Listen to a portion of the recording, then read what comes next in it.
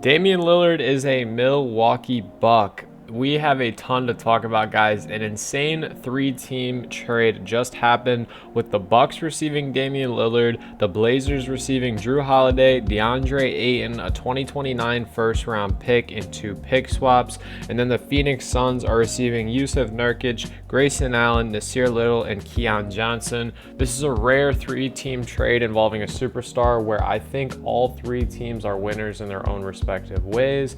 This is absolutely insane. We all obviously knew that Damian Lillard was going to be on the move this offseason, but we did not know, or at least did not anticipate, that the Milwaukee Bucks, we heard the Chicago Bulls, we heard the Toronto Raptors, obviously we all heard the Miami Heat.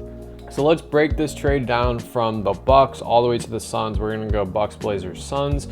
For the Milwaukee Bucks, this is an insane trade. First and foremost, just a few days ago, Drew Holiday said that he wanted to spend the rest of his career in Milwaukee. I know the fans absolutely loved having someone who can terrorize the opposing team's best defenders in Drew Holiday. Not to mention on any given night, especially when Giannis was out, he did a really good job conducting the offense, boasting, 20 to 30 points a game, and honestly sometimes reaching double-digit assists. It's absolutely kind of a numbing feeling, but it's pretty easy to fill a hole like that when Damian Lillard is the alternative. Damian Lillard, obviously, you guys know, is a superstar from scoring all the way to leading. He is absolutely amazing. And just like Giannis, he is humble and wants nothing more but to win. I thought it was very interesting. We saw Giannis in his career for the first time be completely transparent about his future.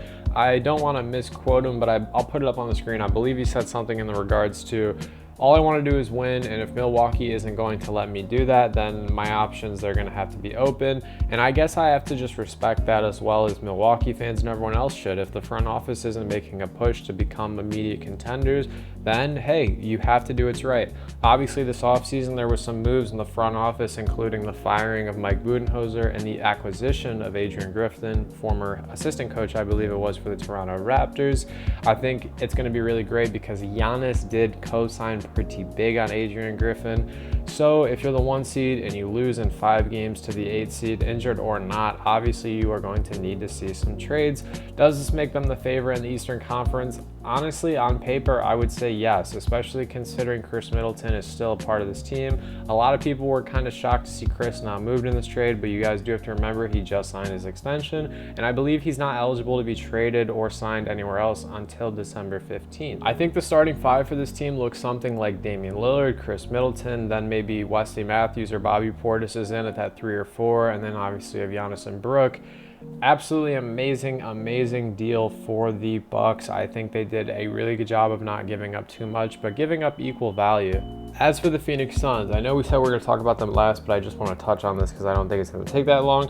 Phoenix Suns, I think they did an amazing job getting their feet wet with this trade. They do not have a ton of money to play with. As you guys know, having Kevin Durant, Devin Booker, and Bradley Beal is not cheap. Same thing with having DeAndre Ayton, who's no longer with the team, obviously. So other than the small acquisitions they were able to make through picking people up through veteran minimums, I think this trade is absolutely excellent for them. You give up DeAndre Ayton, a young, potential all-star in this league, someone who's usually known as a 15 or 20 and 10 guy, and then you get back kind of a similar version of him in Jusuf Nurkic. And not only that, you get great bench pieces in Grayson Allen and Nasir Little. Keon Johnson has yet to kind of prove productivity as a 6th, 7th, 8th man in the NBA. But Grayson Allen and Nasir Little have both shown flashes. Nasir Little not as much as Grayson Allen, but Grayson Allen has presented himself as a willing passer, a willing shooter, somebody who actually plays pretty scrappy defense in transition. I think this is a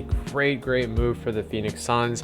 And honestly, I would give, as well as the Bucks, I would also give the Phoenix Suns an A or a B+ on this, because I think while DeAndre Ayton's defensive upside is a little bit higher than Jusuf Nurkic, if we're talking strictly production right now, like on the surface, I think it's relatively even. And finally, the Portland Trailblazers. You trade your superstar of the last, 10, 11 years maybe? Man, crazy ride. Damian Lillard, for me, the most, memorable piece, and I'm sure a lot of you saw this live agree, was him putting away the Thunder. I remember I was actually on vacation when that happened. It was like after midnight. I was in the hotel room and I just look up and I saw that happen, and my friends were asleep, and I thought, wow, this is absolutely insane.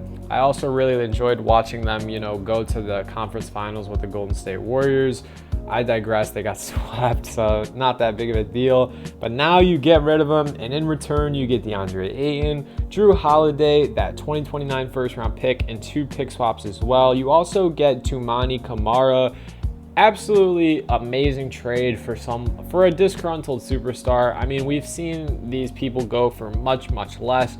I think Drew Holiday with Anthony Simons, with Scoot Henderson is going to do an absolute elite job, kind of like what the Rockets did with Fred VanVleet. I think he's going to do a great job of coming in, mentoring these young guys, teaching them how to play defense, teaching them what it means to win at the highest level. You got to remember, both Fred and Drew Holiday have both won at the highest level and were integral parts in championship rosters. And then DeAndre Ayton just gets a breath of fresh air. We obviously know he didn't like Phoenix. He didn't like Phoenix general manager. He didn't like the former owner. Wasn't too big on the new owner. There was rumors that Monty Williams and him had issues. Obviously, Monty isn't the coach anymore. Frank Vogel is. I digress. I think this is absolutely perfect for DeAndre Ayton to get into a situation where the offense is new. You have Chauncey Billups, a coach. You got to remember, they still have Jeremy Grant, who they just extended for 5 more years.